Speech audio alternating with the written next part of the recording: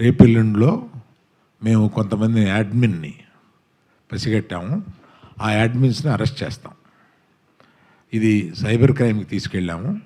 Cyber crime నుంచి ఒక్కసారి గ్రహించాల్సింది ఏంటంటే, ఈ గ్రూపుల్లో మీరు పంపిస్తారే యాడ్మిన్స్, మీరు జాగ్రత్తగా ఉండండి. మీరు జైలుకి వెళ్ళే అవకాశం తప్పనిసరిగా ఉంది. మేము దీన్ని కొంచెం పెద్దదిగా చేసి కొంచెం పట్టుబట్టేలాగా పట్టుదలతో ఉన్నాం దీన్ని. అందువల్ల హెచ్చరించడం ఏంటంటే, ఇది ఒక క్రైమ్. ఈ మధ్య మర్చిపోయాము మనం, కానీ ఇది ఒక క్రైము.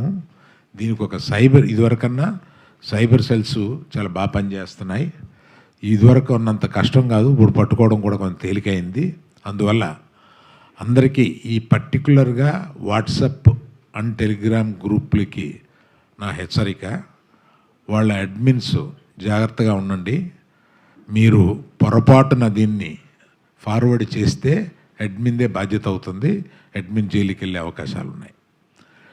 ఇలాగా కాకుండా కొన్ని వెబ్సైట్లు ఏదో అది తెలియక కుర్రోళ్ళు సరదాగా వెబ్సైట్లో పెడుతూ ఉంటారు. నిన్న ఆర్టీసీ బస్సులో, గవర్నమెంట్ ఆర్టీసీ బస్సులో వేశారు. అమాయకత్వం, ఆ డ్రైవరు అమాయకత్వం. అది వివరంగా వాసు చెప్తారు. ఎక్కడ ఏంటి అది వివరంగా వాసు చెప్తారు.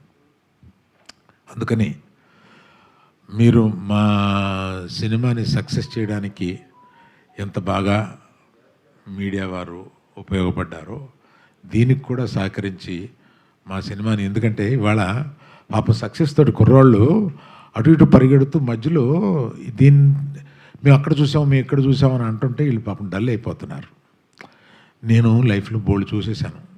ఇవాళ ఈ కుర్రోళ్ళందరూ నా చుట్టూ ఉత్సాహంగా ఈ సినిమా హిట్ అయిందని ఒక ఉత్సాహంతో వెళ్తూ ఉంటే, ఈ మధ్యలో ఇది ఒక ప్రతిబంధకం అయిపోయింది మాకు. అందుకని దయచేసి దీంట్లో మిమ్మల్ని సహకరించమని కోరుతున్నాను.